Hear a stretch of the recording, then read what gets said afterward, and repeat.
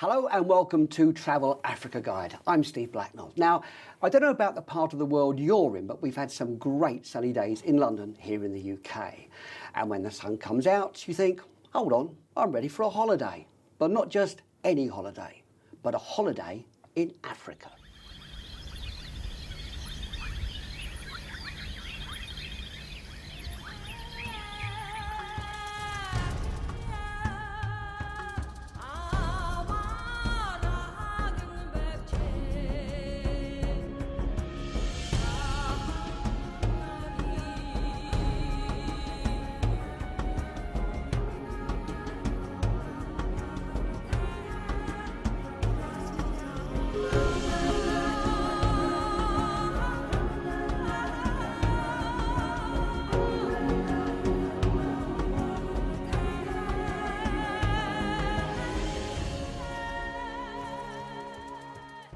Our first stop this evening is probably one of my favourite places to visit in Africa. It's the land of the lake stars and home to one of the largest lakes in the world.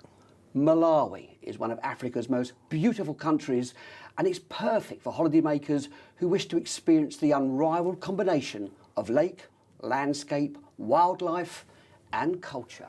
Holidays to Malawi, you feel culture, you see culture, you dream culture as you travel in Malawi. It's not a culture that comes in a package. It's culture that is felt and experienced everywhere as you travel in Malawi. So, if you're planning your honeymoon or maybe a romantic break, this might well be for you. Take a look at this. Not only is there natural beauty, great service, comfort, and luxury, there is also great work with the communities and conservation. So it's responsible tourism in many different ways. Basically, ownership is in the hands of the community. They decide how we move forward. So, Swaziland, it's a tiny country, but lots going on. Absolutely. You know, it's only a little bit smaller than Wales, but within those small borders, you've got a real diversity, a real variety of things on offer. First and foremost, it's a very beautiful country. So the scenery is very varied. It's got some beautiful mountainous regions, hills and valleys and all sorts. So even as you cross the border from South Africa, you immediately appreciate the sort of grand vistas, even though it's this small country. So beautiful scenery. You mentioned that it does have the wildlife, the big five are in Swaziland, spread around the protected areas, the game parks and what have you. And although it's not necessarily got quite as many animals as some of its bigger and better known neighbours, it does offer some really good high quality safari experiences, particularly when it comes to rhinos. It's got probably the best rhino experience you're going to find in Africa, you can find in Swaziland. And that amazing Swaziland experience for just under £3,400 a person. What a deal. Now, our next destination is a country of immense beauty. It's one of Africa's overlooked vacation spots, and it's just waiting to be explored. It's one of only 3 countries in the world where the critically endangered mountain gorillas live. Experts estimate there are only 880 of them still in existence, and 1/3 of these great animals are in this beautiful country. And if you haven't guessed by now, I'm talking about Rwanda.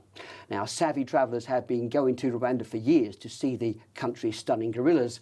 Unfortunately, too many visitors swoop in, see them, and then fly out, missing out on the country's many other treasures. And this brings me to introduce our next guest from Rwanda's tourist board here in the UK, Mr. Tim Henschel. And Tim, welcome to the show. Thanks very much. So this is a gorilla population. That sounds an amazing experience. It is.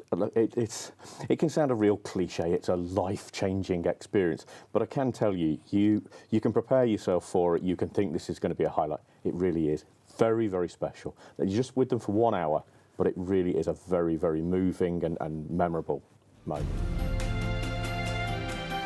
The location of Virunga is fantastic, and what we've tried to do is imbibe the whole history of the place. The tiles, for example, are the tiles that local people have traditionally used for their houses. And then there's a vibrancy of colors, as you'll see with the local women as they're going up and down the valleys.